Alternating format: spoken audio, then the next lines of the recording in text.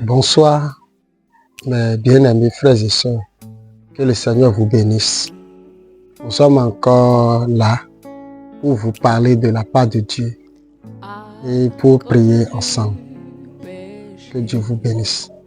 Donc avant de commencer, nous allons prier le Seigneur.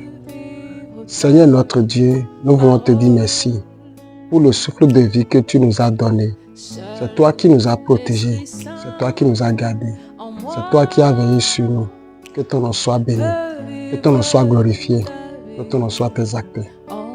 Nous sommes venus ici, Seigneur, pour parler de ta parole et pour prier. Et nous voulons que ton Saint-Esprit puisse nous joindre ce soir, afin que tous ceux qui vont nous écouter puissent bénéficier, Seigneur Jésus, de ta parole et de tes bienfaits. Commence avec nous et achève avec nous, dans le nom de Jésus-Christ. Amen. Donc, mes bien-aimés, ce soir, j'ai une inspiration, j'ai un petit thème sur lequel je veux vous parler. Et mon inspiration de ce soir, c'est la parole divine, l'absolu infaillible. La parole de Dieu étant comme un absolu qui ne peut pas faillir. Et si nous regardons bien, les hommes de la terre ont des absolus. Ils peuvent avoir des absolus comme leur fétiche. Ils peuvent avoir des absolus comme leur argent. Ils peuvent avoir des absolus comme leur Dieu. Mais nous avons Christ comme notre absolu. Nous avons la parole de Dieu comme notre absolu qui ne peut jamais faillir. Et nous allons prendre dans Matthieu 24, verset 35. La Bible dit ceci. Le ciel et la terre passeront, mais mes paroles ne passeront point.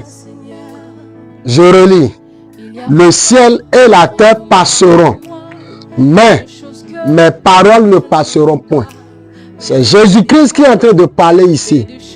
Jésus est en train de parler en disant que même si le ciel qui a été créé par lui-même passerait, même si la terre sur laquelle les hommes vivaient passerait, sa parole ne peut pas passer.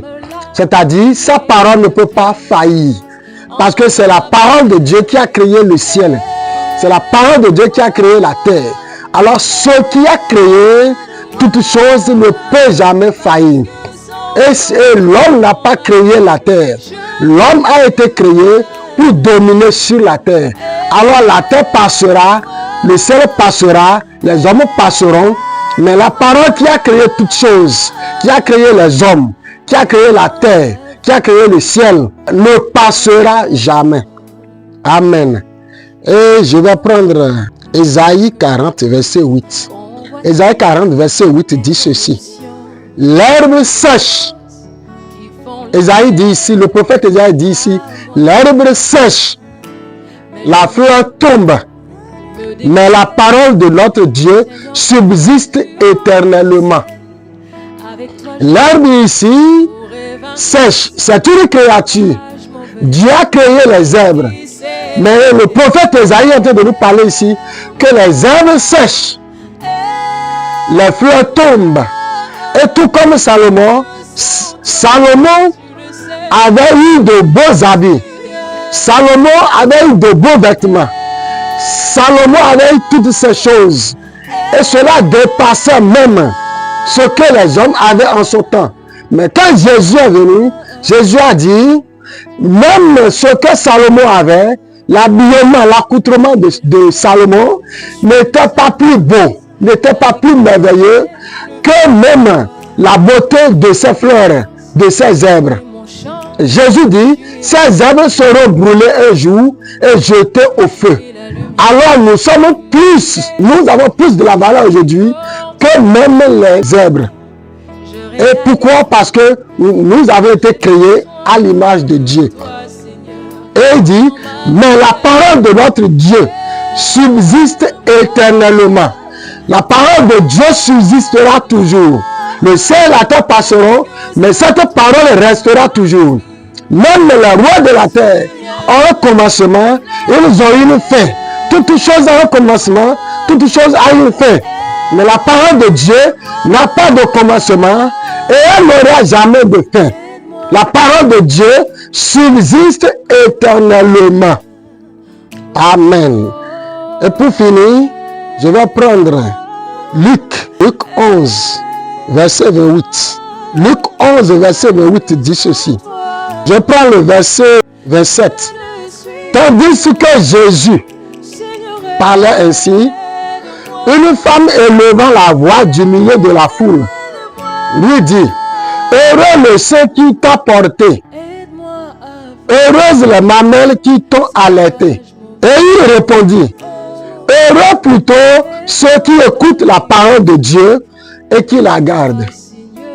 Jésus parlait, mais ce que Jésus disait était tellement spirituel, avait tellement de poids, plus que les paroles des pharisiens, que cette dame lui a dit, heureux la femme qui t'a mis au monde, heureuse les ceux qui t'ont allaité.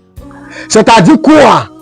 Elle est en train de vénérer Marie, qui a été la mère porteuse de Christ Jésus. Mais Jésus est en train de lui dire ici que ce n'est pas une femme qui doit être honorée, mais que c'est la parole qui doit être honorée ici.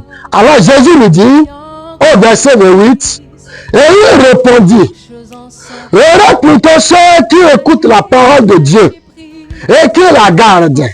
Heureux ceux qui écoutent la parole de Dieu, sa parole, la parole de Christ, et qui la gardent, et qui pratiquent cela. Parce que la parole n'a pas de commencement, et la parole n'a pas de fin. Et Jean, verset dit, au commencement était la parole. La parole était avec Dieu, la parole était Dieu. Cette parole s'est faite chair, et elle est venue habiter parmi les hommes. Amen. Et cette parole, c'est cette parole qui est notre justice. C'est cette parole qui nous délivre. C'est cette parole qui nous libère. C'est cette parole qui nous guérit. Et ce soir, il est mieux d'accepter cette parole qui est Christ pour avoir de la délivrance, de l'oppression, des oppressions sataniques, de la puissance des ténèbres, de la puissance maléfique. Il est important de recevoir cette parole dans son cœur pour accepter le salut de Christ. Car Jésus a dit, je vous ai envoyé ma parole et ma parole vous a guéri pour toutes vos maladies. Il ne s'agit pas seulement d'une seule maladie ici, mais il s'agit d'une maladie physique et d'une maladie spirituelle. La maladie de l'âme, c'est une maladie du salut, du manque du salut.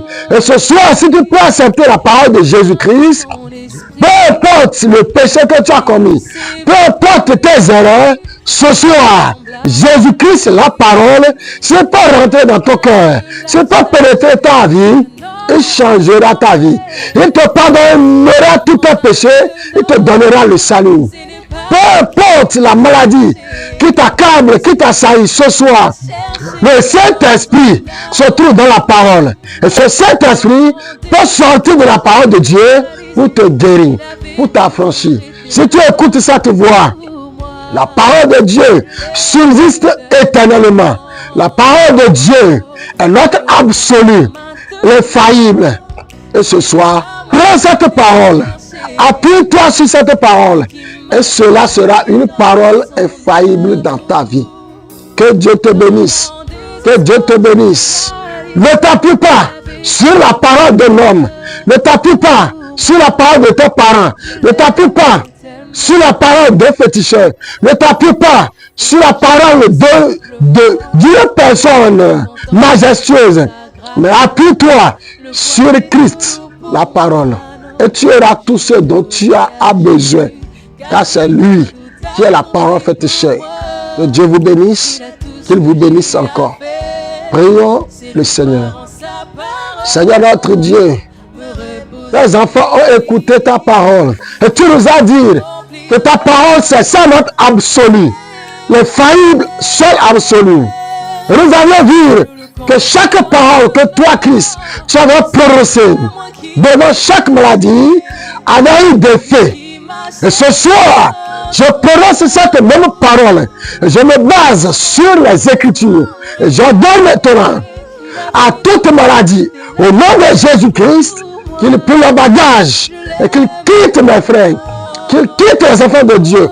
Au nom de Jésus-Christ, que l'infaillibilité de la parole de Dieu puisse se concrétiser dans les entreprises, dans le travail.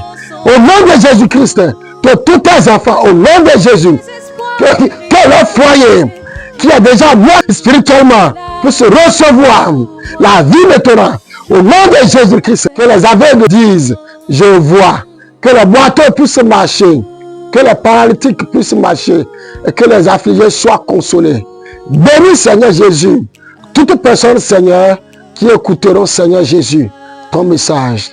Sois avec eux, fortifie-les, conduis-les davantage dans la marche chrétienne.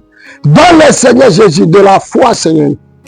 Donne-les Seigneur Jésus de la confiance Seigneur pour pouvoir s'appuyer Seigneur sur toi Jésus-Christ, la parole, l'absolu, infaillible. Dans le nom glorieux et puissant du Seigneur Jésus-Christ. Amen. Amen. Que Dieu vous bénisse. Nous avons nos portes ouvertes pour recevoir toutes vos requêtes de prière et vous accompagner dans la prière. Et si vous voulez nous contacter, contactez-nous via email. Que Dieu vous bénisse, qu'il vous garde et à la prochaine.